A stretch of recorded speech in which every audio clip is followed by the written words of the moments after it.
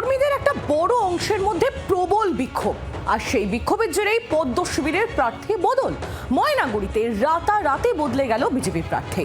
বিদায়ী বিধায়কের টিকিট প্রত্যাহার করলো বিজেপির নেতৃত্ব, আর তাতেই ক্ষোভে ফেটে পড়লেন তার অনুগামীরা। 26-এর ভোটে ময়নাগুড়িতে বিজেপির কোন্দল একেবারে প্রকাশ্যে।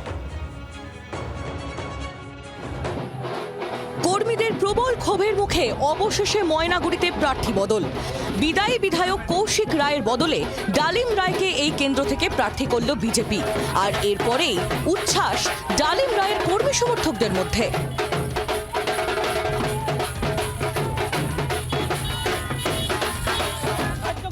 একদিকে যখন উচ্ছ্বাসের ছবি, তখন অন্যদিকে বিক্ষোভ।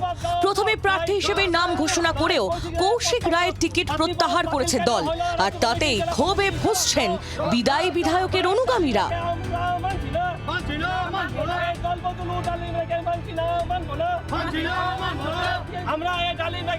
টাকার বিনিময়ে প্রার্থী বদল হয়েছে, বিস্ফোরক অভিযোগ কৌশিক রায়ের অনুগামীদের। ময়নাগুড়িতে এই যে প্রার্থী বদল করা হলো, এর পেছনে কি টাকার খেলা আছে? 42 লাখ টাকা, হাফ কোটির উপরে টাকা খেল হয়েছে। কি মনে হচ্ছে কৌশিক রায় টাকা দিতে পারেনি বলে টাকা? কৌশিক রায় তো উনি দলগত সৈনিক, উনি দলের গাইডলাইন্স মেনে এবং সংবিধান দলের যে রুলস, সেই রুলস মেনে উনি এখনো দলের সঙ্গে যুক্ত আছেন। ময়নাগুড়ি বিধানসভা কেন্দ্র থেকে এবারও কৌশিক রায়কে প্রার্থী করে বিজেপি। নাম ঘোষণা হতেই দলের অন্দরে কর্মীদের ক্রমশ ক্ষোভ বাড়ছিল। ভোটের মুখে কর্মীদের সেই ক্ষোভকে ধামাচাপা দিতেই রাতারাতি ময়নাগুড়ি বিধানসভা কেন্দ্রে প্রার্থী বদল বলেই মনে করা হচ্ছে, যদিও বিষয়টিকে মোটেই গুরুত্ব দিতে নারাজ তৃণমূল।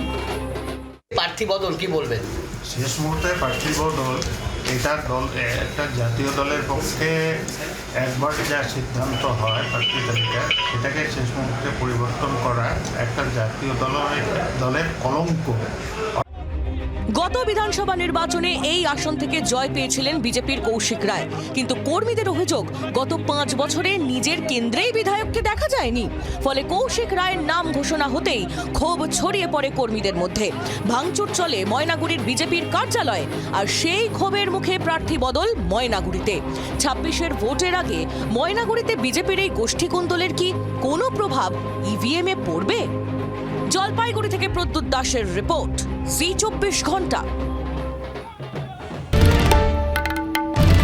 বাংলার আওয়াজ, বাঙালির আবেগ, জি 24 ঘন্টা।